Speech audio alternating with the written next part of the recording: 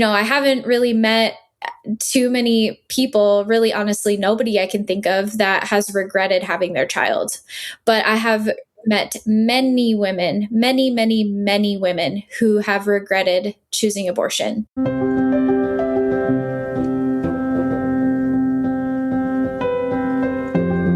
Welcome to Matters of Soul Importance, where we dive deeply into topics of both earthly and eternal consequence. I'm Roxanne Solonen, faith columnist and features writer for the Forum, author, and speaker. Brittany Poppe, my guest today, shared her story a couple years ago during a 40 Days for Life opening event within earshot of our local abortion escorts over the Red River in Moorhead, Minnesota. Her account left me in tears for many reasons, which we'll talk more about in the interview today, but I want to say up front how much I admire Brittany for sharing it. It simply can't be easy to recount one of the worst days of your life in a public format, and she does this regularly, not only through her successful podcast, Abortion Recovery for Christian Women, but through speaking to groups and individuals about what led up to her abortion, as well as the ugly aftermath, and finally, to how her soul was healed by God's grace. Brittany is a wonderful witness of how our brokenness can be a conduit to new life if we bring our sorrows, our failings to God, and give our lives over to Him, who alone can set things right. Because of how God redeemed her, Brittany's heart burns to offer the same opportunities to other women who've experienced abortion and now deeply regret it. Along with her story of wrong turns that eventually were made right, Brittany shares about how adults in her life led her at 17 to seek this abortion behind her mother's back through a judicial bypass law that was in place in North Dakota at the time. This becomes a crucial part of her story and begs us all to ask the question, should minors be able to access abortion? No matter what you feel about whether abortion should be lawful, I hope you'll pause to hear Brittany share about her journey. I can guarantee she will give you something to think about in a way you hadn't before. Let's hear from Brittany now.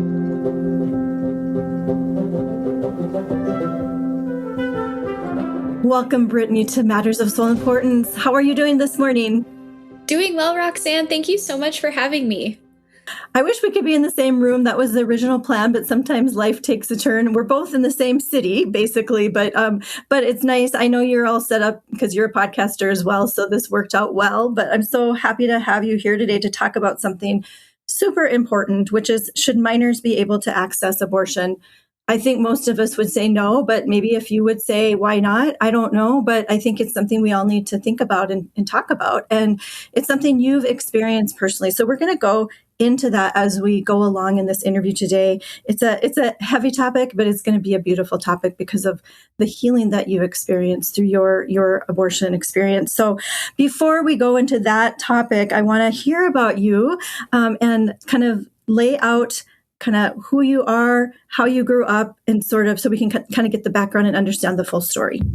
Yeah, absolutely. So right now I'm a wife and a stay-at-home mom. We homeschool our kids, and we have currently 2 children. Well, we have 3 children. 2 of them are outside of the womb. One of them will be joining us in October. And so life is busy. And I have the life that I had always dreamed of, but I definitely took some side roads to get there. And actually, I said I always dreamed of, but it's even better than what I could have imagined. God has blessed me greatly. Growing up, I grew up in a Christian home. I had a pretty stable household, besides the fact that my dad was sick. And so my family, my parents raised my brother and I in the church and to know Jesus, and to know that even though we had some setbacks with my dad's health here and there, that he was always there for us, that he was always the center of our home. And I was also raised in a very pro-life home. My parents were very honest with me about what abortion was because I got old enough to ask questions. And they told me exactly what abortion was and why we value all human life, because all human life is created in the image of God for a purpose, on purpose. And so we want to help other people choose life. We want to help other people who need help because that's what we're called as Christians to do. And so I was raised with that foundation, but unfortunately, I took a turn when I was a teenager and just kind of really let go of a lot of the foundations I was raised in and started to live in a sinful lifestyle. I want to ask one thing, and maybe this would be better in a little bit, but do you remember? I know it's hard to remember like specifics when you're a child of what you really thought. I remember going past the abortion facility in Fargo, and I had already been a regular sidewalk advocate, and I had my two youngest kids with me, and somehow the topic came up because you kind of have to wait till the right time to discuss things or share it in the right way. And I remember when I kind of explained it in the best terms I could for a child, how one of my children responded. But I know that as we go out into the world, we start getting more of the world's thoughts, and slowly, like that innocent, that pure receptivity of a child to know the truth, which is so, again, so powerful. And I think it stood out to me because I'd already kind of been doing this a while, and it just was like, wow, he gets it. He just gets it. It's so pure. It's so, like, I just wanted to grab hold of it and like keep it forever. But I knew eventually all of my children would go out into the world and be faced with opposition. Do you remember at all maybe some of the steps along the way that kind of reversed course for you in your mind? Like, did anything happen leading up to, because I know we're going to lead to that you had an abortion, but were there any other things along the way in your story that kind of opened the path for that you can recall? Honestly, no. I remember I think I probably had a very similar reaction to your son when I was told what abortion was, because I remember that conversation. I was in second grade and there was a presidential election, and they were talking about abortion on the news. My parents were avid watchers of Fox News. And I remember asking what that meant, and just them telling me that's when mothers are able to kill their babies before they're born. And just as a child, not being able to fathom how that was even legal or how someone could run for office on that issue and have people want to vote for them. And I remember being in the second grade classroom and one of my classmates saying that her parents were going to vote for the particular man that was pro-choice. And I remember asking her, do they know that he's okay with killing babies? Because you should tell them. I don't know how anyone could be okay with that. And so I just like think of that and go, how could I have so quickly, really? Because I mean, time, it seems like quite a few years, but really in the grand scheme, time is short. How Mm-hmm. could I go from that stance so strongly as a child, knowing that this is wrong, to doing it myself? Right. Right, exactly. What were the steps that led you there, and what was kind of going on at the same time that maybe led you into like maybe a darker way of thinking about things, or just I'm sure it didn't seem like that at the time, but yeah, tell us about the relationship and how that evolved.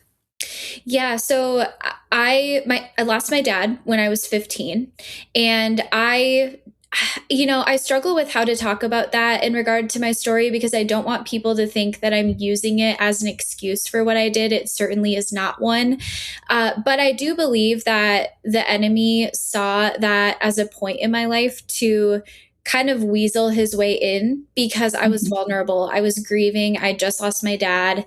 And I firmly believe that. Now, of course, I am culpable for my decisions and all of my sin. But I started, shortly after my dad passed away, I started a relationship with a boy, and my mom did not approve of this relationship. And so instead of choosing to obey her and not continue the relationship, I continued the relationship in secret. And I did that successfully for a long time. And so at 17 years old, senior in high school, I'm in this secret relationship. My mom doesn't know. I've gotten a secret cell phone to communicate with my friends in certain ways so that my mom wouldn't know. And I all of a sudden realized that I might be pregnant. Now, if you would have asked me up to this point if I was a Christian and if I was pro life, I absolutely would have said yes.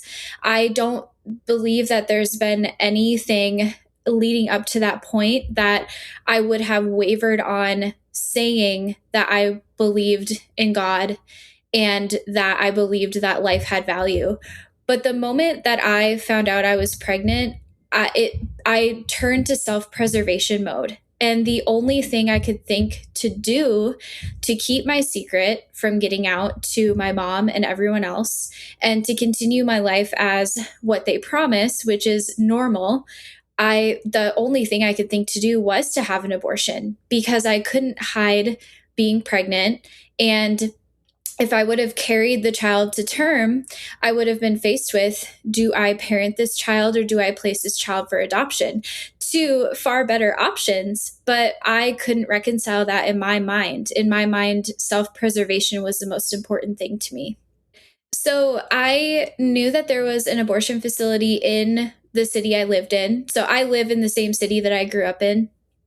And I knew that there was an abortion facility because my mom actually had an office downtown, and we would go for lunch sometimes. And there was this sandwich shop that used to be next to the abortion facility that we would go eat at for lunch when I would accompany her to work. And we would walk in front of the facility. And I remember her pointing out the sidewalk advocates and saying, these are really good people. What they're doing out here is helping women, they're praying, and these are people we want to support. And so I knew that there was an abortion facility nearby. And so I contacted them because I didn't know, I was only 17. So I didn't know if this was something I legally could do. And I actually kind of assumed I couldn't, but I was so desperate to hide what I had been doing. And I wanted to just make it go away. And so I called them and found out about judicial bypass, which is a law that allows minors to obtain abortions without parental consent. And anytime I share this stat, I do want to mention that times are fluid, especially since Roe was overturned. States can now make their own laws about abortion, and it is rapidly changing as all of these states are doing that. But the last stat that I read, and this was actually from Guttmacher, was that out of 35 states in the United States that do require parental consent for abortions, 34 of those states actually have judicial bypass. And Wow. so yeah, it's appalling. I mean, in reality, 49 out of 50 states, you can have an abortion as a minor and your parents never have to know. Okay, we're going to go more into that, but I'm going to go back again because I had a flash of something. When you were with your mom going into the sandwich shop and you saw what was happening, and I've been in that spot. I've been one of those advocates. I know how confusing it can be to people. They don't really know what's going on. There's a little bit of chaos there. They're trying to figure out who's the good guy, who's the bad guy, right? So I can totally understand your mom like trying to delineate that and also help guide you and teach you. Was that the same year that you actually contacted them? I'm trying to figure out if there was a space in between the time that you learned what that was and then said, oh, I'm going to call them. Do you remember that? Yeah, I don't remember the exact amount of time, but it wouldn't have been the same year. My dad was still living at that time. And So you would have at that time kind of been, oh, like you weren't thinking I might need this someday, right? You were thinking, oh, no. mom, I'm glad, like, okay, thanks for pointing that out or whatever. Yes. Right. So at that point, you were still buying it, the pro-life stance, and you were learning about it and you were taking all that in. But then now, so my deeper question is, Brittany, when you decided, oh, now I'm going to need that, do you remember any like wrestling inside, or was it just like a moment of desperation then at that point? Leading up to it, it really was just complete desperation. I didn't start to feel that way until I was actually inside the abortion facility the day that it was happening. Well, I shouldn't say that. I do remember one specific moment where I knew my appointment had been made, and I one of the ways that I knew that I was pregnant was because I was so tired. I would just fall asleep in the evenings when we'd be watching TV as a family or Mm. reading, because I was studying for school in the Mm-hmm. evenings too. And I was so tired. And I remember one of those times my mom was sitting near me and I was thinking, just tell her. You can just tell Mm. her right now. You know, Mm. perhaps that Oh. was God trying to prompt me to say, "Hey, do not do this. Your best advocate is sitting right next to you." But I just couldn't bring myself to do it and tell her. Oh, Brittany, my heart, like I feel I am filled with emotion right now. I think we've all been there where we wanted to say something and maybe save ourselves, and yet we didn't. We didn't. What do you think it was? There were other pressures that took over, I think, right? Share about that. Yeah, yeah. My biggest concern was myself. And I know that's really selfish, but it really was. I do not want to be in trouble. I don't want all of this lying I've been doing to be found out. I don't want to be another statistic. I mean, I was a statistic still anyway, but I didn't want to be the teen pregnant girl at school. You know, I just would, anytime I had any sort of small piece of me that knew it was wrong and knew I shouldn't do it, I would just justify why, in this case, it was okay for me. And obviously the father wasn't where was he in all this? Because you sense that the comrade was sitting next to you on the couch. There must have been a reason that you didn't feel like you felt a little bit alone in this, and felt like you needed someone. But then, so where was he? I'm just kind of curious where the dad is in all of this, and is he supporting you, prodding you on? What's the mindset there? Yeah, so he actually wasn't supportive of me having an abortion at first. His first reaction when I told him that I was pregnant was that we could get married and have the baby and it would be fine. And he had graduated already high school, so he was working full time and studying to get an associate's degree. And so he was just like, well, I'll just work more and it'll be fine. And I kind of Mm. said to him, no, we can't go through with this. And I think the look on his face, I remember, was kind of like, oh, she's not wanting to go through with this. And he really didn't try to talk me into keeping the baby. He kind of just, if I could describe it from my point of view, granted, Right. I haven't talked to him about this, but if I could describe it from my point of view, he kind of just seemed to shut down. And then it Mm. was, well, it's your decision and I'm partially responsible, so I'll help. And Wow. he committed to going with me that day and paying for the abortion.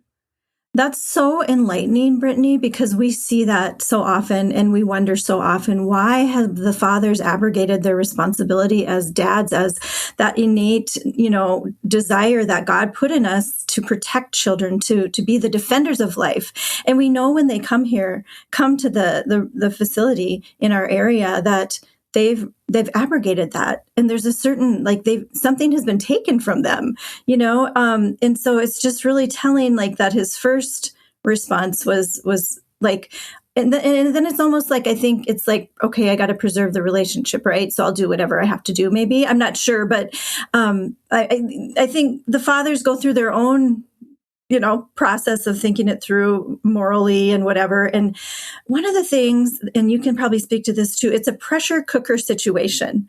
This isn't, a thing where we have like a year to decide and discern. That's one of the things I've really tried to understand, the women and men that seek this, is that there's not a lot of time. And that's what we wish we could do, is slow down time and give you time, because it's never easy to make a decision when there's a clock ticking, right? And that's part of it, is like, the baby's going to keep growing and you've got to make a decision. And so you're under duress. And even in that moment, there wasn't really going to be time to really sort it out. And not only that, but now the question is this relationship stable? Is this something we're going to, right? Now you're faced with, I'm not sure if I want to marry you though. Like, I don't know where you were at, but all these questions, and you're forced into these big decisions right now. And you've got to decide very soon or the baby's going to keep growing. Mm-hmm.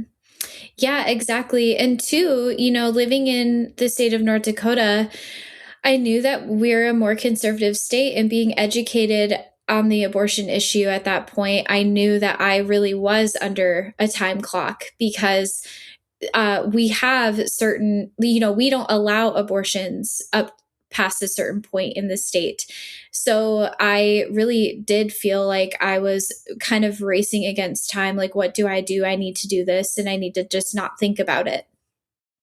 That's so hard. And so just let me ask you then, if there's someone right now that's listening that is going through this at this moment, what would you say to them to like slow things down a little bit? And I know that there's going to be more good thoughts after this, but what would you say right now if they're listening?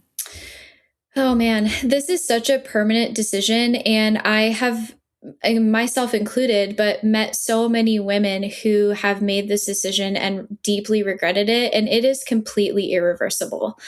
So, I haven't really met too many people, really, honestly, nobody I can think of that has regretted having their child. But I have met many women, many, many, many women who have regretted choosing abortion. So instead of, trying to race against the clock, I would just really sit and think, what am I going to think about this several years from now? Because so many women say to me, all I can think about is what could have been. I would be celebrating my child's 5th birthday right now, but they're gone and I can't bring them back. I think so many decisions, not just this one, there's other decisions that we make as a society, as individuals, where we're making a permanent decision based on a temporary situation. And we rush into that decision and we don't look ahead. And especially a 17-year-old, your brain isn't even formed yet, right? Yeah. Your frontal lobe isn't even attached. I mean, it's not fully mature. And so that's really so then in that case, we really do need the wise people around us. That's the other thing. And it's hard when all the people around us who have been support are pushing us into this because they just want it to go away too. They don't want, they don't want your life to be ruined. And here, you can do this. And nobody's really thinking and nobody's thinking ahead. And it's just, there's just so much here. So, okay, let's go back to, I want to hear kind of the adults in the situation, since you were not telling your mom, which adults were supporting you in the abortion? Like, how did that play out? Because you're looking for adults to help you. You're 17 years old and and it sounds like you're not quite sure even about the relationship. So you're looking kind of for a few other people maybe to help you figure this out, and they let you down. But I want to hear the story from your perspective. Yes. So the first adults that really helped me were actually those working at the abortion facility. And I said helped me, but, I don't look at that as help now at this point. But when I called them, I was concerned because I found out that during the judicial bypass, you actually have to meet before a judge. And I never got in trouble as a kid. I'd never experienced going to a courthouse for anything.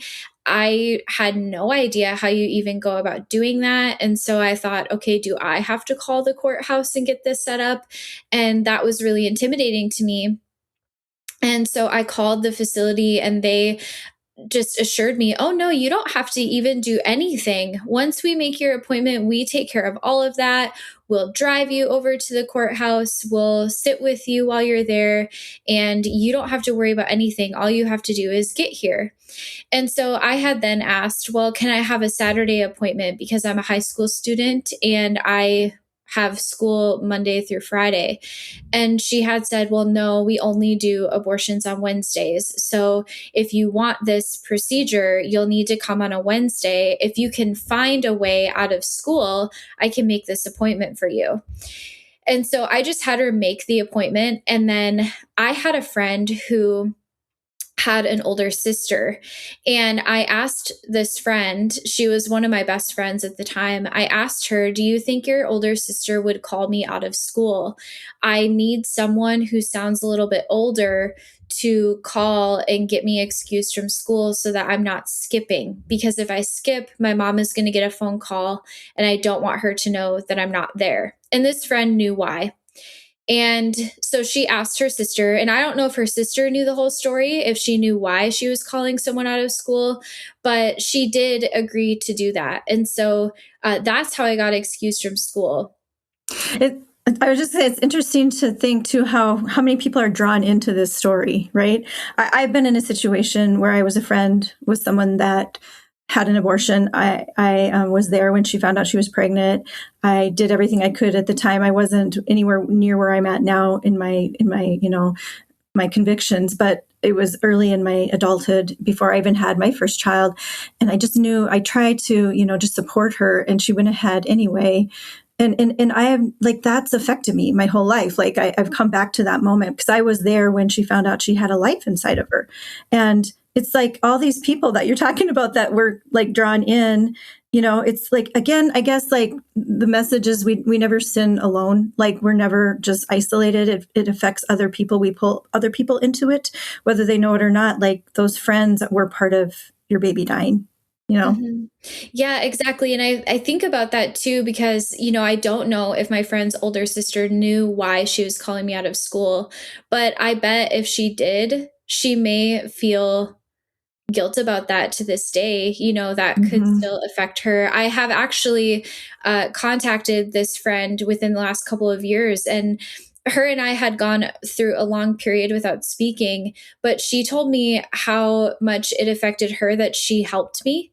And she Yeah. told me that she had so much guilt and wishes she wouldn't have, and that she would have helped me choose something that was better. It's such an important point to make that when a child, a life leaves this earth prematurely on our volition and not God's, it's not just this thing that we can ignore. It has like the heavens and the earth tremble over this thing that happens when we deny a life. And I'm not trying to like pile on the guilt here because you've worked through all that, but just to make it clear to others, this isn't a light decision that your life is just going to go on, and you're a testament to that. So share a little bit about then like the actual, the judicial bypass day and then what happened after that.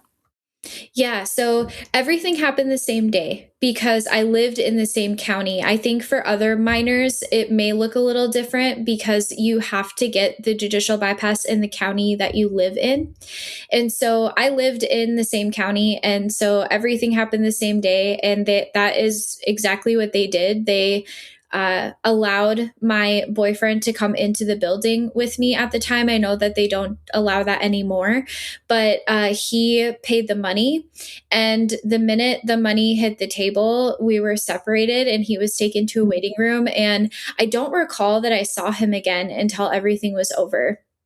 And Mhm. pretty much right away, they had decided to drive me to the courthouse because they didn't want to go through anything else if it was going to be denied, there is a very low denial rate. But Mhm. I remember the woman driving me, she looked at, I don't know if she must have had the information prior, and she looked at the name of the judge that we had. And I remember her reading that name and going, "Oh, good. I'm so glad we got him because," and then she said the name of this other judge. And she said, "He likes to ask way too many questions and draw this procedure out way too long. So we got a good one." And I remember going in there, and he only asked me two questions. And they were, "Why do you want to have an abortion?" And so I told him why. And then he said, "Why do you want to do this without your parents?"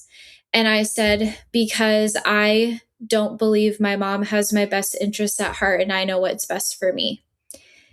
Did they And kind of coach you on that, or was that your own thought? I don't recall being coached on that. I do know that she kind of walked me through what would happen because I was nervous. Uh, I don't recall her saying, "This is what you say." Mm-hmm. Um, but that could very well have happened. There are bits of that day that are a blur, but it was very quick. I mean, I was probably with this judge 5 minutes, if that. What a moment, though, for someone who's 17 years old, has never gotten in trouble, has never, anything like that. And now you're, oh my heavens, I would just be terrified. And then you're going in a courtroom and there's a judge, and judges are supposedly impartial. That's why we hire them to do their job. They're a judge.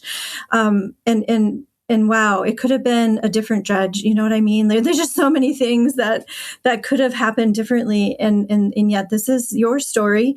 And I think it informs us. Like, we need to be paying attention about, who's making things happen. And it's just like, even the secretness of it all, right? It started with you kind of making some decisions to keep things secret.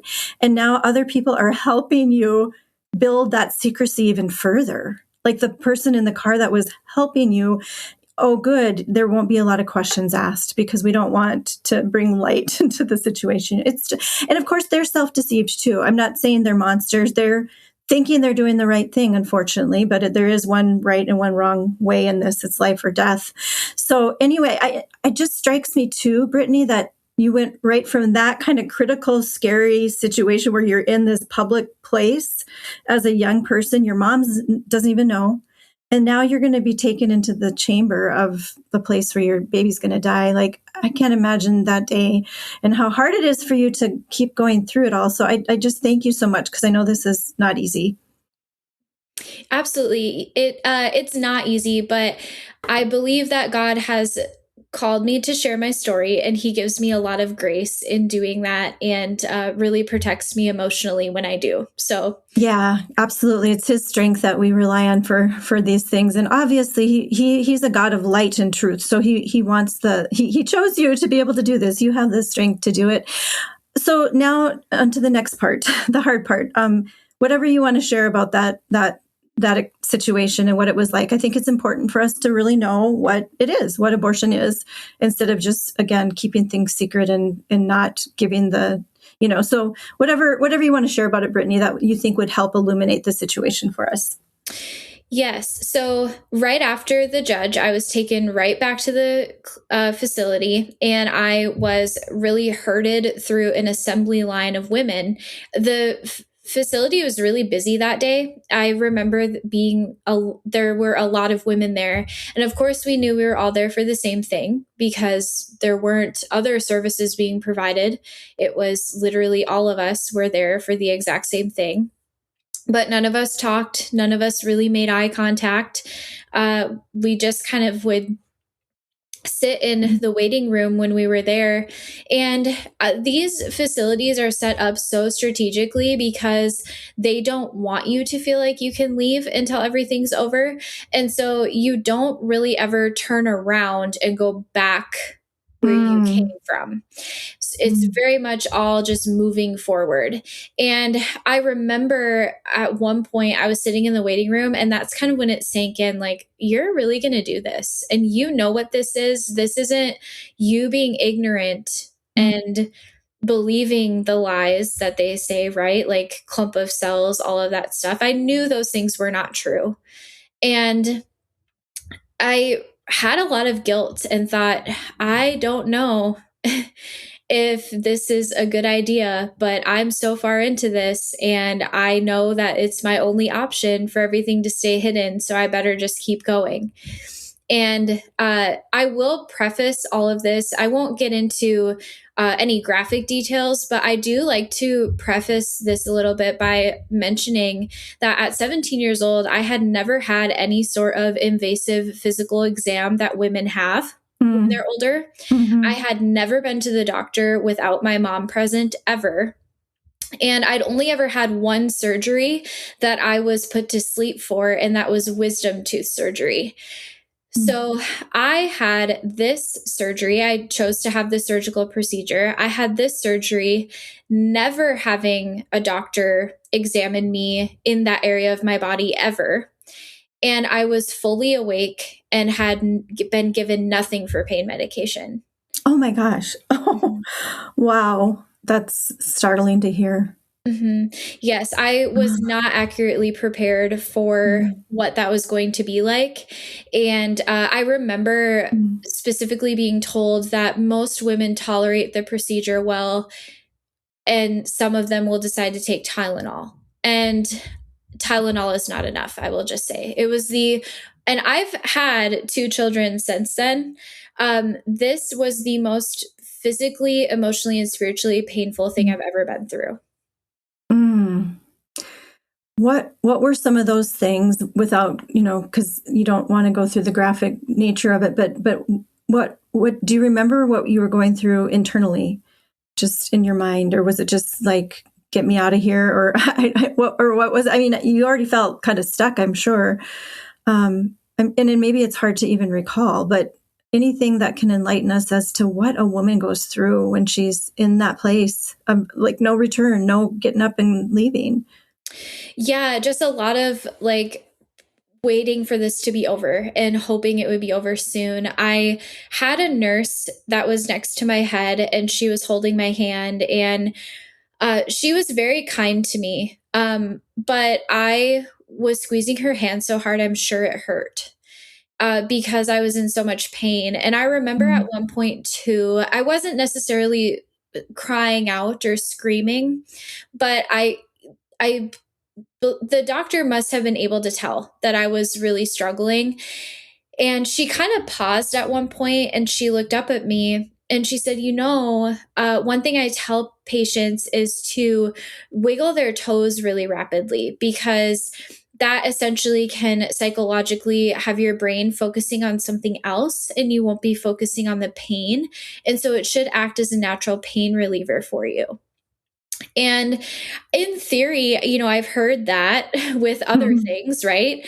But that did not help. I just remember furiously wiggling my toes and my feet mm. and wishing it would stop and wanting it to go away. And it just didn't get better until it was over. What happened next then when it was over? How were you cared for? And then what was going through your mind? Was your boyfriend waiting? What was the situation? Yeah, so he was still in the waiting room, and I was taken to what they call a recovery room. And they had these recliner chairs. And even though the facility was very busy that day, I don't remember anyone else being in the recovery room at the same time as I was. Hmm. So I don't know why that would have been. I think there was only one doctor at the facility that day. I think that's what is normal. Mhm. So I didn't see anyone else in the recovery room except Hmm. for the facility staff member that was in there. And I just remember she gave me a cookie and some juice and said that they wanted me to consume those things and use the bathroom before I left and just report if I was having excessive bleeding. And they just wanted to make sure that I was going to be stable enough to be able to leave. And Hmm. then she sat down and coached me on birth control options and said that they don't allow patients to leave without having a plan in place. Hmm. Um, Interesting. and so, again, at 17, my parent was in charge of what medication I should be taking. So I could have gone to the school nurse and asked for a Tylenol. And if my mom had not signed off for that, you're not getting Tylenol. But Right. this woman was giving me options on hormonal birth control methods to be taking, and basically having me choose which one I wanted so she could write a prescription for me to go pick up. Hmm. All of a sudden, you're making these big adult decisions all in the course of a 24-hour day Mhm. that you weren't prepared for. I'm wondering too, Brittany, do you remember like realizing your baby was gone, or was it kind of just like a cloud of just going through the motions and trying to get out of that place? Yeah, I don't remember a specific moment. Um I can tell you that when they sent me home with, cuz I can't recall exactly what was in this bag. I think it was an antibiotic. I remember her saying something like, we want you to be taking these just in case of infection for this many days, and etc. So I had a paper bag of some things that they sent me home with, and it actually had their logo on the bag. Okay. And I, even after everything in the bag was gone, I held on to that paper bag for a long time. And I believe that I did that because I had nothing else. I didn't have an ultrasound photo. I didn't have anything else tied to my child except that paper bag. And I held on to it for quite some time after. At one point, at different points, especially in the Fargo location where I've prayed at and now across the river in Moorhead, but in Fargo, there was a time where they were giving plants out, little plants to the women. And we thought that was so strange. I'm sure it's because of that very thing that you're talking about. But what are your thoughts about that, about giving like a little plant? Yeah, I'm familiar with that. I wasn't given one of those, but I'm familiar with the organization that does that specifically for the clinic patients. And in my mind, if you have to give someone a plant, isn't that saying something about what they're losing? If you're having to give them something to care for, doesn't that say something about the fact that what they just went through was hurtful to them? Right. That I mean, that's what it seemed like to us too. It's like, okay, we're going to take your baby, but here's this little plant that you can water, and then if it dies, then you really go through the grieving again. I don't know. I'm not good at. I don't have the best green thumb, so I don't know. But yeah, it seemed a little disingenuous, I guess. Again, maybe from their perspective, they thought they were. I don't know. Can't get into anyone else's head, but. Well, maybe this is a good time to take a break, Brittany. There's so much more. I want to hear about the aftermath when you got home. I also really want to hear about how you and your mother came back together, because I know that it wasn't too long before you had to spill the beans. And so our secrets can't remain secret forever. It just doesn't happen that way. We are compelled by moral creatures to tell the truth. So we will be back with more Matters of Soul Importance with Brittany Poppe after this break.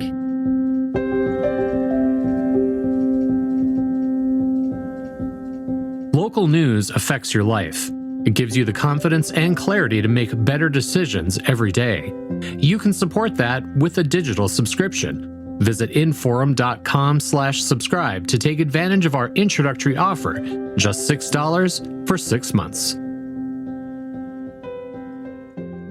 Welcome back to Matters of Soul Importance. I have Brittany Poppe on the line here. She's a podcaster, actually, with a phenomenal podcast that's getting high ratings and lots of listens to help people recover from abortion and find Jesus. So we're going to get into that, and I'm excited to get into that. But it's important to lay out the whole story before we go into that place of hope, that space of hope that I know that everyone's going to appreciate so much. But Brittany, we're going through your story, and now you're home now. You're home now, and you're faced with the reality of what's happened. So what happens? Everything goes back to normal. Everything's great, or what?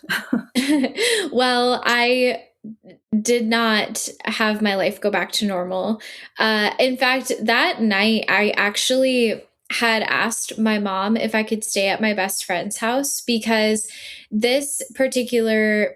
so my abortion was on a Wednesday, and it was the day before Veterans Day. And because Veterans Day was on a Thursday that week, we had Thursday and Friday off of school. And so I had asked my mom if I could stay at my friend's house, and she said that was fine. And my reasoning for that in my mind was that I was worried that I was going to have complications from the surgical procedure, and I didn't want my mom to find me if something happened to me.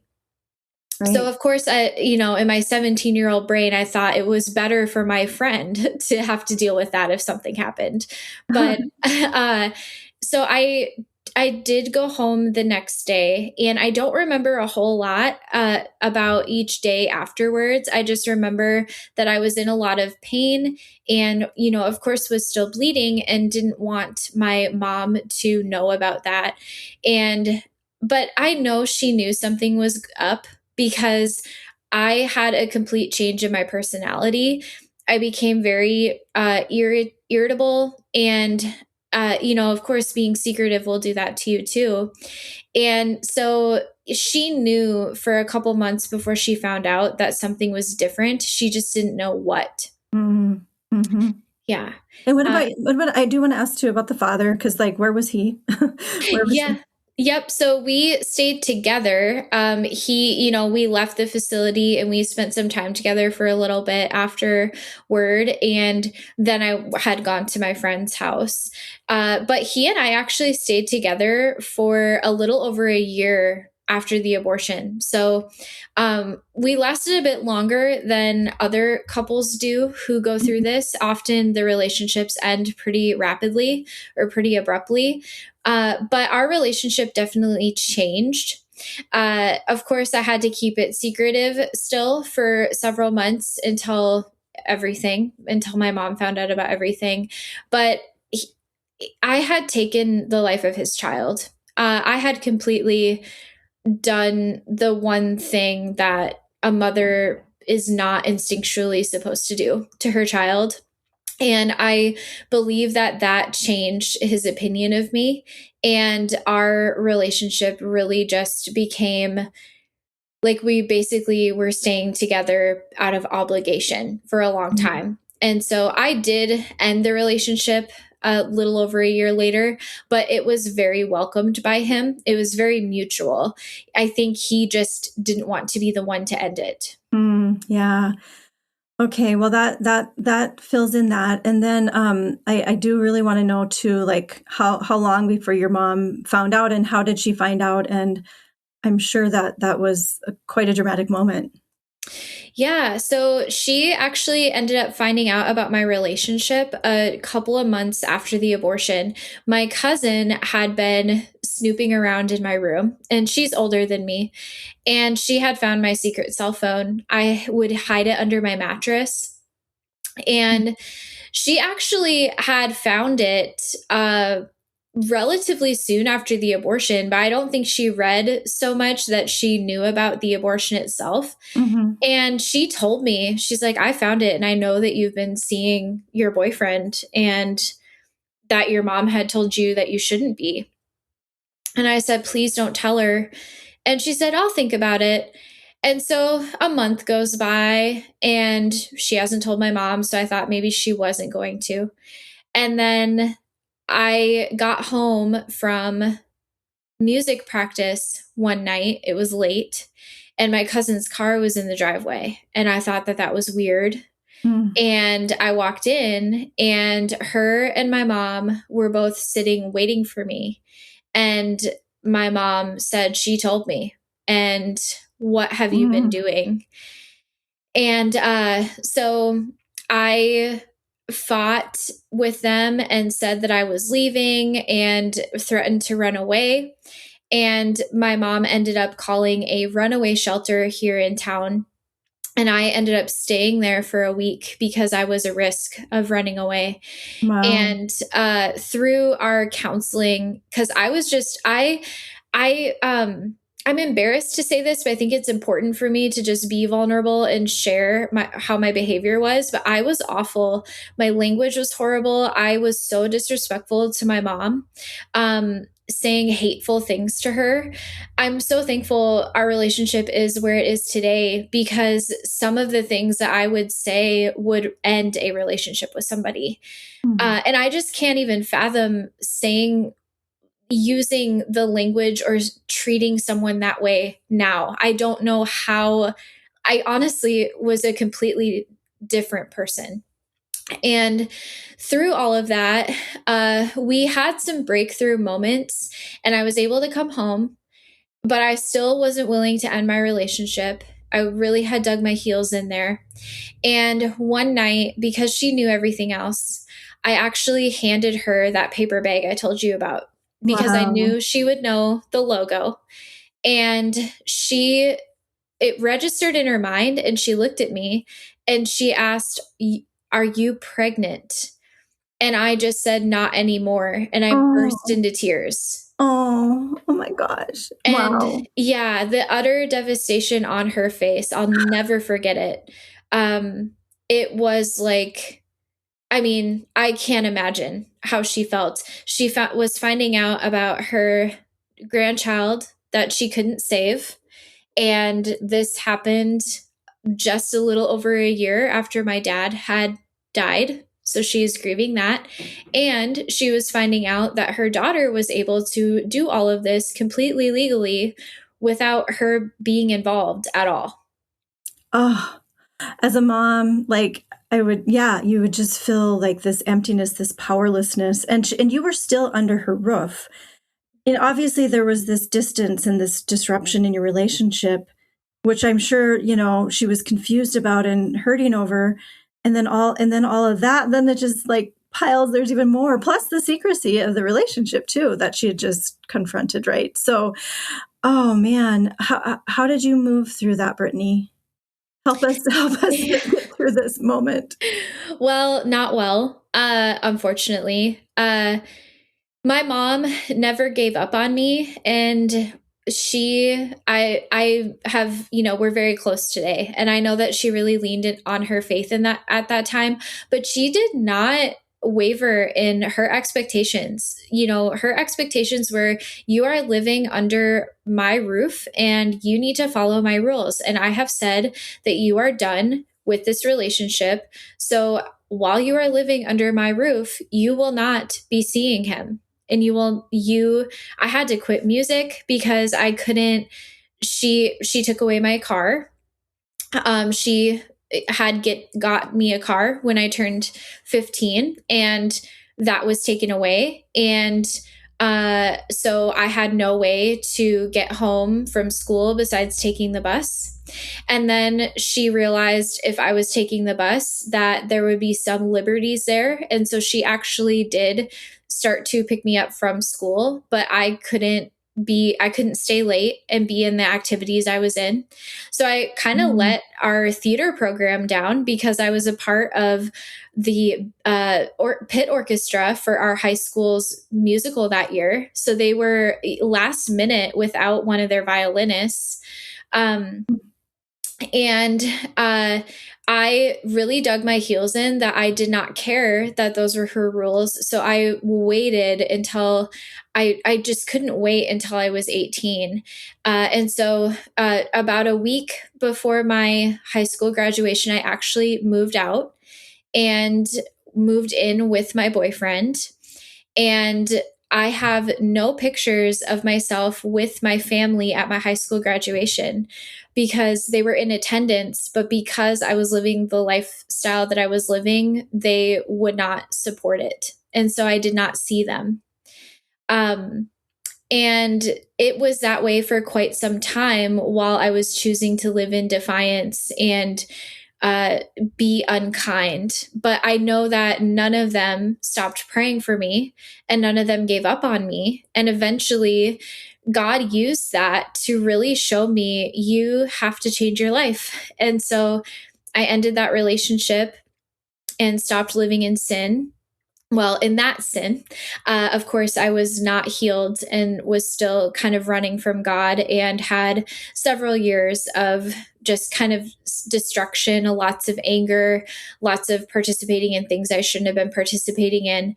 But I know that the prayers of my family did not return void and that God heard them and continued to pursue me even when I did not deserve it.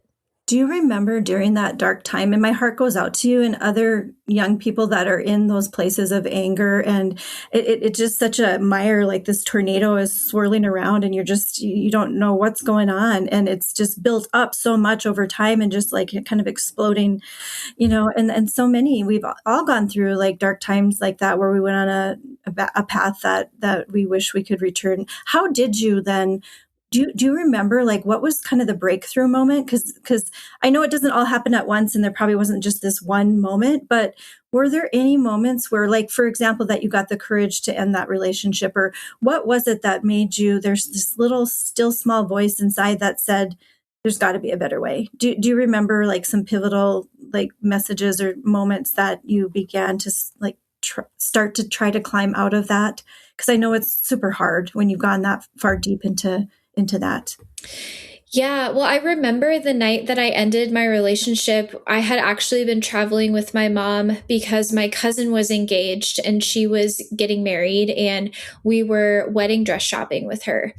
And we were on our way home, and I had just felt this overwhelming sense of dread about going back because my home was with my boyfriend at the time. Mm-hmm. And I felt this overwhelming sense of dread about going back there because things hadn't been great between him and I. Again, like I said, this breakup was mutual. I was the one who finally did it, but it was very welcomed. It was not, he did not try to convince me to stay, none of that. And I kind of broke down crying in the car, and my mom asked me what was wrong. And I told her, I think that I need to be done with him and leave. And of course, she was like, oh, my prayers have been answered.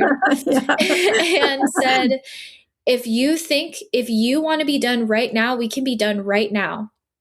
She then called my uncle, so my cousin who was getting married, her dad, and my cousin's fiance, who's now her husband, and they were like, "Yep, we'll help."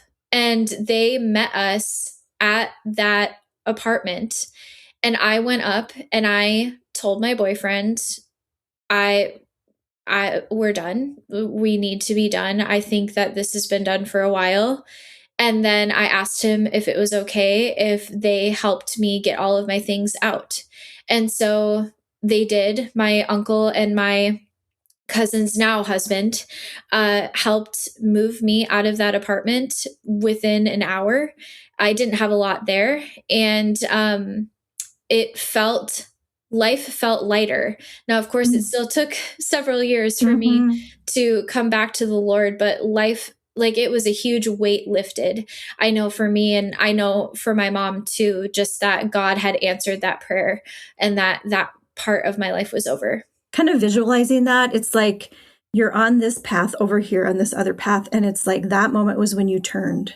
You hadn't walked all the way into the path yet, but you turned, and that there was more air over there was more light over there, that you could breathe again, and you still had so much to go through, so much, because it takes a while to unwind from when we bring these things onto ourselves, and you're still learning about yourself and so many things. Wow, I'm just thinking of your mom in that moment, and I've been in some situations like that where there was a turn in a dark situation, and there's nothing like it. It's now the rescue attempt, the rescue effort is in full swing, and love enters in, love swooshes in.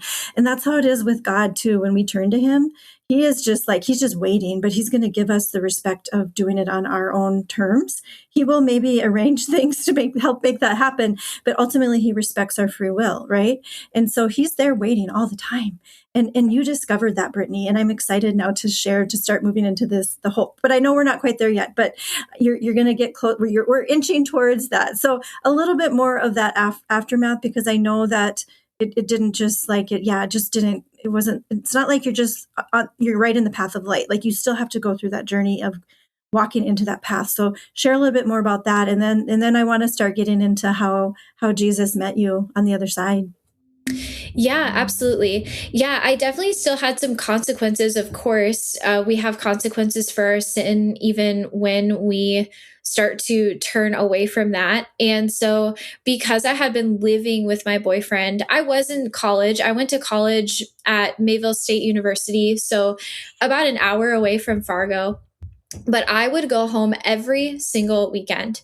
And so I missed out on a lot of friendships in my first year of college because I was never there. I would only be there for class, and then on the weekends I would go and I would spend it at the apartment with my boyfriend. And so I had missed out on a lot of that, and I was trying to make up for lost time that last semester of my first year. And thankfully I did have a couple of really good friends that I was able to, that were like excited for me and supportive of me. And we would hang out. And I will say I wasn't someone that participated in like illegal drinking really when I was under 21. And I think that's important to note too. And I know this is kind of moving backwards, but and kind of forwards because I know we'll get to this, but I didn't like to break the law. So, yes, I had an abortion at 17 and I knew it was wrong, but it was legal. And I think that that was kind of what helped push me over the edge to not back out from it because the law said it was okay. But there were a lot of other things that the law said wasn't okay that I obeyed because I wasn't the type of person to be doing those types of things. And so, yeah, I had some consequences, but I ended up finding that I was a pretty angry person still. And had to, about a year after this, my second year of college, I had to go to therapy for anger management. And it helped, but it didn't heal the root of the problem because I wasn't an angry person prior to my abortion.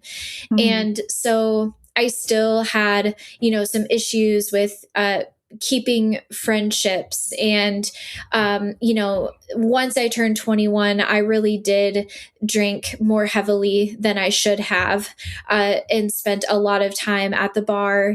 That's what was fun because it was a small town. That was the excuse we used, right? And so really was just not doing things that God would have been supportive of. And he continued to pursue me through people at school. I would get invited to the local church, one of the local churches in Mayville, and I always declined because I didn't tell them why, but I didn't feel like that was a place that I was welcome to because if they knew the whole story, they probably wouldn't want me there. Of course, that's not true, but that's what I told myself. And I would get invited to campus crusade events and Christian events from friends of mine. And I just always declined. And I think they were probably puzzled, like, well, you say you're a Christian. Why don't you ever want to come to these things? But I just didn't feel like I deserved to be a part of that. And so I think I was a lot more lonely than I really would have had to be because I didn't pursue a relationship with God. Because I think that one, obviously, pursuit of God and relationship with him is fulfilling, but also through that, you can have healthier relationships with other people. Right. At some point you met your husband, I believe, at Mayville State, right? Yes. Yep. Was that kind of a turning point? I mean, now, and also you had to be vulnerable with him and at some point reveal your past. Yes. So, it was kind of a turning point. I wouldn't say, and I don't mean this in a bad way at all, I wouldn't say that my husband brought me to faith. In fact, he and I kind of came to faith together. But we met around the same time that I started to really pursue these questions I had of, can I really be forgiven for this? And will God accept me into his kingdom? Can I have a relationship with him? And so I did end up telling my husband about when we were dating, I told him about the abortion pretty early on because I had learned that he had been raised Catholic. And so my automatic thought was, okay, well, if he has been raised Catholic, then there is a very high chance that he is also pro-life. And this may be a deal breaker if he knows that I did this in the past. And I just remember when I told him, he was very kind and compassionate and just said, well, that's not who you are now. And I'm not going to hold that against you. Like that, that's not who you are today. And so I was very grateful because that wasn't the response I thought I would get. I actually had dated a man at college several years prior to this. In fact, we don't have to go into this, but I almost married that man. And he was also raised Catholic. And I did tell him, and it was very much something that almost was a deal breaker. He wouldn't speak to me for about 24 hours after I told him about it. And then anytime I had struggled with it and brought it up, would not entertain the conversation at all. And so it was different for me to have a relationship with my now husband who, it wasn't that I talked about it all of the time, but that he was very compassionate and gracious if it ever was brought up, and Mm-hmm. never condemning to me. Obviously was not affirming of the decision, but just was very compassionate toward me in Well, it that. sounds like just a little more mature in his faith and understanding. And also, even though you said, and I believe that, I mean, there's so much to our relationship with God and what He leads us through. But I think your husband's response was what God would say. He would say, that's not who you are. And I see that, and so that I would think kind of freed you maybe to approach God more fully, right, as your father. Yes. Yes, exactly. That was one of the things I was thinking earlier too that I wanted to bring up later was I do believe that having your father taken away from you was a factor, and I think that you're owed that because there is that father hole there that you were trying to fulfill back then. But another thought I had was now you are going to learn that you still have a father, Mhm. and that one that can be with you and heal you all the time. So how did you step into that? What were the steps of getting that fuller healing? Did it happen during motherhood later or before that? Yeah, well, it did happen fully after I became a mother to my two living children that my husband and I now have. But it started earlier. I Shortly after I graduated from Mayville, my husband graduated before I did and went off to teach out west for a year. Um, and I decided to move back to the Fargo area. And that was when I decided to start going back to church because it wasn't, in my mind, I thought, oh, I can find a church that's big enough where I can be just a number and Mm-hmm. I can go and be fulfilled, but I don't have to talk to anybody and nobody has to know who I am or my story or any of that. And so I did that for a while. And then my husband ended up moving back to the area. And so we'd meet up on Sundays and would go to church together. So when I reference that he and I kind of came back to faith together, that's kind of how. Mm-hmm. My husband had that foundational growing up as a Catholic, but he didn't continue to nurture that after he left home. Mm-hmm. And Mm-hmm. so he had kind of walked away a little bit too, not necessarily not believing in God, but not nurturing that Mm-hmm. relationship. And through that, I know I became closer to God, but I always felt like there was something missing. And I felt like I could only get so close to Him, but not close enough because of what I had done. I thought that I had done the one thing that was just like not ever going to allow me to be closer to Him. And I don't know why I thought this because I wasn't brought up this way. But I started to think that I had to pay restitution uh, and do enough good works to try to win His love completely back for me. But I didn't know how many good works I could do because I had taken someone's life. And you can't undo that. And you can't just do enough good things to make that okay. Of course, I didn't realize that I wouldn't be saved by my works. I was saved by Jesus Christ and His sacrifice for our sin. And that when I repent, that's how you receive salvation. Uh, but anyway, so my husband and I got married, and we continued to grow closer in our faith, and found out we were having a baby shortly afterwards. And I had so much guilt about that because I didn't think I deserved to have children, and I was worried that something would happen to me or to the baby because of what I had done. And so she was born, and 3 hours after she was born completely perfect and healthy. 3 hours after she was born, I began to hemorrhage. And I had several episodes where medical staff had to rush my room. It was like they would get it under control, and then all of a sudden it would be out of control again. And I remember while all of that was happening, just thinking like, okay, yep, this is exactly what I've been waiting all this time for.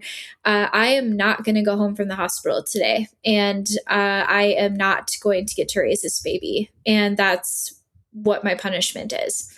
By the grace of God, I was able to recover. My medical team helped me make a full recovery without really any too many interventions. Honestly, I didn't even have to have a blood transfusion. I got close, but it didn't affect my fertility or anything. And so we went home, but I felt so guilty that I had been saved at that point because we were not doing well financially at the time. We were very newly married, young parents, and hadn't really gotten our budgeting system down at that point. And I remember like looking at the itemized hospital bill and just having this utter disgust for myself that I was costing us so much money, and that if I would have just died, we wouldn't be having to worry about this. And my daughter deserves better. And it just got really dark.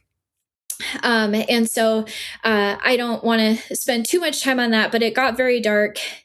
But somehow I was able to make it through that time. I do believe that it was due to prayer, the prayer of my husband. He was faithfully praying for me and my mom.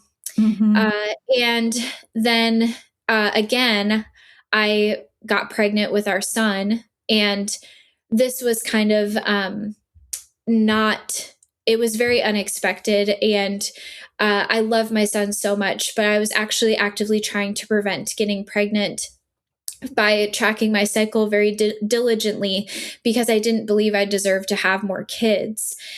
And so when I found out that I was having him, I went into a deep depression because I was worried again that something would happen to him or that something would happen to me. And I had thought that if I didn't have more children, that would be a way I could pay restitution. But now that's not happening. And so I had him. He was, again, born perfect and healthy. I didn't have too many complications after he was born. They were concerned about some bleeding, but it was far more mild than the first time. And I got home and had a complete change of, instead of wanting to be in that dark place, I knew that I had to be proactive and I had to be obedient. And I had believed that God was pursuing me to find healing. And so I decided that my children deserve better and my husband deserved better. And I reached out to a friend that I had been connected with many years prior, actually shortly after my abortion. And I was able to reach out to her because I knew she led post-abortion Bible studies. And I went through that, and that is where I found my healing and how I learned God's character and truly understood it for the first time. Before we go into that, which will be the cap on all of this, I do want to circle back to one thing that when you were talking about restitution and feeling like you had to do something, my thought was, I wonder if it's because the act of abortion is an action. And so maybe it felt like on some level, like the way to balance that out would be with another action. I'm just thinking that maybe psychologically that makes sense, even though spiritually it doesn't, right? And so, I mean, spiritually, there's a whole other thing going on. But I think like humanly, it kind of makes sense why you were wanting to do something to undo the thing that you did, just a thought there. But okay, now, tell us about the beautiful world you stepped into of recovery, of healing, and how you, what I says in the intros is you now burn in your heart for others to experience that. You're doing it through your podcast in many different ways. So share about that new life that you stepped into. What a grace that second pregnancy, and then birth ultimately had you reaching back for God. Yes, absolutely. So the woman who I reached out to is a dear friend of mine, and just so grateful for her that she stayed in touch with me from the time I was 17 until when I reached out to her, and even still today. And she invited me to join that Bible study, and she co-led that Bible study with two other women.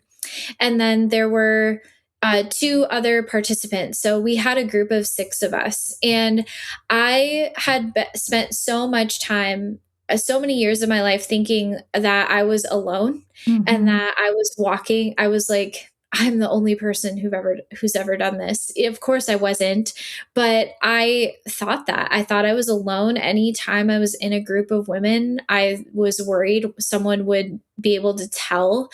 And so to go from that to go into a room with six of us total, going through this Bible study and learning God's character, truly understanding it for the first time, and knowing that when Christ died, that covered the sin of abortion. That sin isn't exempt from what he did. And he did so willingly, and he did so out of love. And that it was pivotal for me. And I had felt like God was prompting me to share my story also, but that was kind of terrifying because I had kept it mostly secret. And one night I was leaving that Bible study, and a mutual friend of ours was one of the co-leaders. And she and I were walking out at the same time. And she turned to me in the parking lot and said, "You know what? You're going to come speak with me someday." And before I could even think of what I was saying, I said, "I would love that." And she got so excited. I'm sure you can picture this because you know her, but she just was like, "Oh my gosh, oh my gosh." And then she said, "I'm not supposed to talk to you about this while you're still healing. So let's talk when the Bible study is over." So sure enough, Bible study ends. Less than a week later, I get a text from her, and it says, "Would you have time for coffee sometime this week?" And so we set up a time for coffee, and she shared with me about the group of women that she had been leading for years who share their stories publicly. And she invited me to join. And that's one of the best yeses I ever could have said. And so I learned a lot from just being able to be in community with other women who have gone through the same thing, and getting to hear their stories and share alongside of them.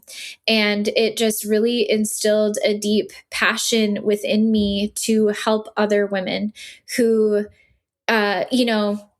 we would go share, and we would have women come up to us secretively and whisper, "Me too," or whisper, "Me too, it's been 50 years and I've never told anybody." And just experiencing that, I thought, we need something. And of course, there's many ministries out there, right? And they're doing amazing work. But there needs to be something out there that can reach people more, like a wider audience, that they can hear and understand they're not alone. And that's when God impressed upon me to start my podcast. And so that's how that came about. Is I started the podcast really just to be an outlet for women to listen to understand that their sin is not exempt from the work Jesus did on the cross, and that they are not exempt from finding healing. How long have you been doing that now? You definitely have a gift for communication, Brittany, and I can see that light. It's hard for me to imagine an angry Brittany, but I know I've had moments in my life where I was not myself either, so I know it can happen. But I see that grace, that light, and those skills that God gave you. And so it's all come together. But tell me a little bit about the podcast journey. How long have you been doing it? And I know it's like really shot up there, so obviously there's a need. Yeah, thank you. Yeah, it has been up for a little over 3 years. And I definitely didn't do it alone. I did a lot of research, and have had some help from other podcasters to kind of figure out how to position it best so that people can find it, so that the women who need it can find it. But of course, God has really just orchestrated that too, and just led it in the direction that it's gone. And so I will continue to steward it for as long as he will allow me to. That's so awesome. And I have to mention our friend too, because she's the one that said, you've got to have Brittany on your podcast sometime. And I've been wanting to do it, but there's just been so many things in between. But then I heard your story and I've interviewed you for another story. And I'm going to also interview you for one on Mother's Day. That's going to come out, I think, right before this one. So we'll connect those two things. But it's just an amazing story. And you know, what you just have shared about that circle of women, I felt myself entering into that space with you and the relief. And I because I've been encircled by women before that were wise and had gone through their journeys and offer and uplift. And I'm still in, I think everyone needs a circle of women or men that can uplift you and encourage you. We can't do this life without that. And I think it was more readily available back in the day when that's kind of how, you know, communities formed, but we're so isolated now. And so we have to seek that out. But what a gift. I mean, God is finding ways to connect us, you know, in incredible ways that weren't possible even then. So he always finds a way to bring us together and to heal us. And he does that singularly. Like you went off and started the podcast, you know, but you still have people around you. But he does that to us personally. And yet he also does that to us communally. And I think that's so important for people to know you are not alone. The enemy wants you to think you're alone. And he wants you to keep you in that cell, that prison cell of just isolation. But you are an example, Brittany, a beautiful example of coming out into the light and then going a step further, because you could have just kept the story to yourself and quietly, you know, shared with others. But you're doing the brave thing, which is hard, and it's going out and beyond your comfort zone. So as we're kind of wrapping up here, any final concluding thoughts? And then, of course, we want to, I always circle back to the question, should minors be able to access abortion? Because I actually was surprised to hear how many states are still doing that, because as we've left North Dakota in our state, we've kind of traveled over the state to Minnesota, which has much more liberal laws than we did. I kind of I guess, hoped that maybe that wasn't as much a thing, but apparently it still is. We need to talk about that, right? Yes. Yeah, absolutely. Yeah. Do you want to talk about that part right now? Yeah. Let's do that. And then I want to hear your closing thoughts. Okay. Yeah. So it's interesting you say that about Minnesota, because if you go to the Red River Women's Clinic website, so the facility in Moorhead, their website, and you look at their FAQs or kind of their information, they actually are encouraging minors not to tell their parents. And this is how. So they talk about, you know, yes, you can have an abortion if you're under 18. If you don't have a parent involved, your abortion will be free. You will not pay a fee for your abortion. So it's kind of gone from, you know, in North Dakota, where I don't love judicial bypass. I don't believe it's okay, but at least there's one barrier to it, right? Yeah. At least the judge could potentially say no. Mm-hmm. Or, you know, maybe like me, of course I went through with it, but I kind of was intimidated by the whole courthouse thing. And so there might be enough minors who are intimidated by that enough that they decide not to do it. Right. Then you go into a different state where you don't have to do that at all. And they now will just fund it.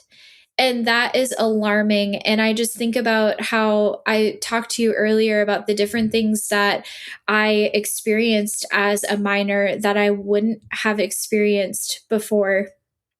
And having to do that without my parent, without my source of stability there, even having to go through that at all, I just can't imagine the amount of mental devastation that our young people are experiencing because this is allowed. You know, I'd heard that Minnesota was lax in that way, and it's almost like I hadn't looked into it a lot because I almost couldn't bear it. Mm-hmm. It's so just devastating what we're doing, and how that is played out. Like we will give it for free. You know, this is a huge disruption in a primordial relationship. Our relationship with our parents is it should be indestructible.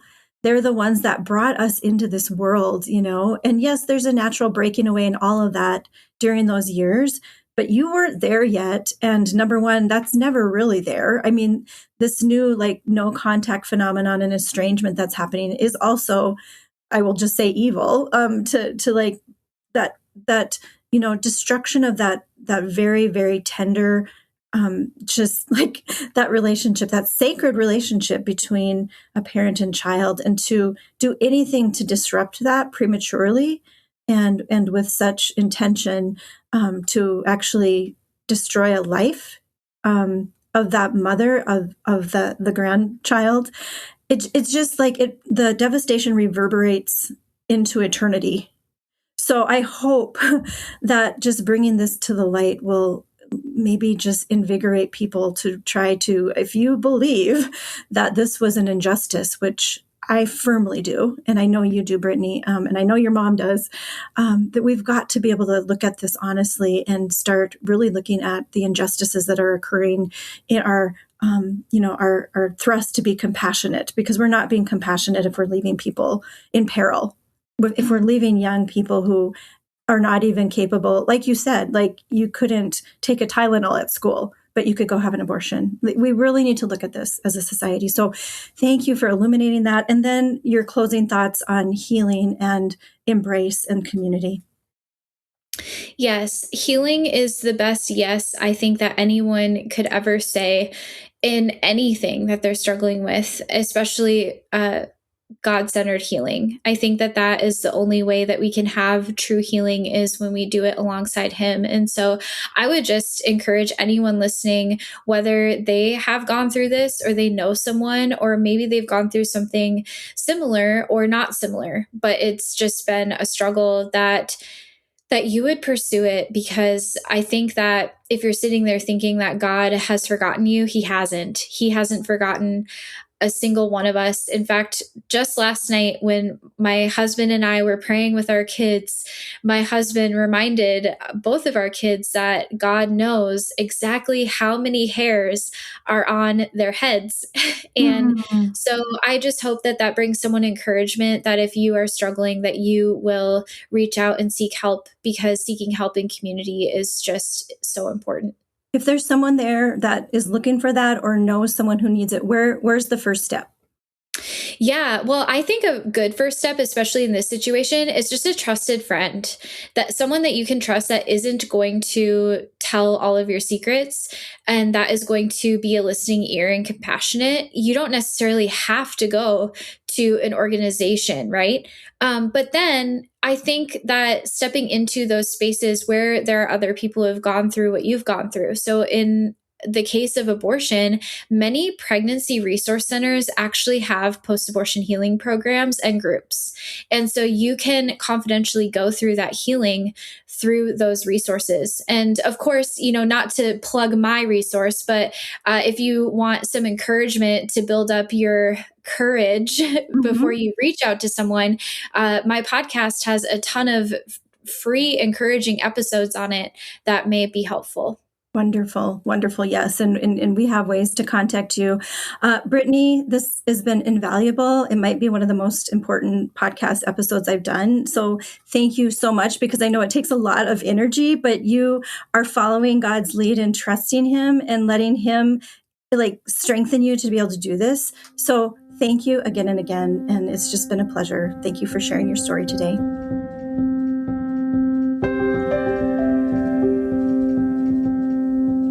Should minors be able to access abortion? Some years ago, while in ministry as a pro-life sidewalk advocate in Fargo, I recall seeing a pickup pull up with a child in a car seat in the back. As a mother who was still raising 5 children, though not quite that young, I was engulfed with sadness to see this mother and father heading into our local abortion facility to end their second child's life. After the mom went into the building, I talked briefly with the dad, trying to understand why they would make this choice when they already knew the beauty of new life, as evidenced by the cutie in their back seat. He mentioned some pregnancy burdens, but when pressed further as to why they'd made this decision, he simply said, "Because we can. It's legal." It was then that I realized that in a society that seems to have lost its moral grounding, we must rely on the government to dictate our morality. In other words, if the law says it's legal, then it's moral. However, we know that's not true. Slavery was legal, but it was not moral. We came to our senses on that issue somewhat. There's still plenty of slavery going on through human trafficking. It's just not as visible now. But to the point, I found it very interesting that Brittany would not indulge in underage drinking because it was illegal. However, she convinced herself that it was okay to seek an abortion, to cover up her deception. Yes, but what gave her the final push? Simply, it was legal. The adults in her life not only said it was okay to kill her child, but that they would help her do it. They would even make sure her mother wouldn't find out. I find this devastating on so many levels, including that her mother was denied a chance to be part of the decision to help care for or even know about her first grandchild. What an ache that must have been. It also seems an injustice that the father so easily gave up his own right to meet his child. We have trained men to believe this is a woman's choice, despite that every human being has a mother and a father. Ultimately, of course, truth came bubbling up to the surface, and Brittany felt safe enough to tell her mother the truth. This was the moment, it seems to me, that the chain that had held her captive was broken, and that fractured mother-daughter relationship began to be restored. Thanks be to God.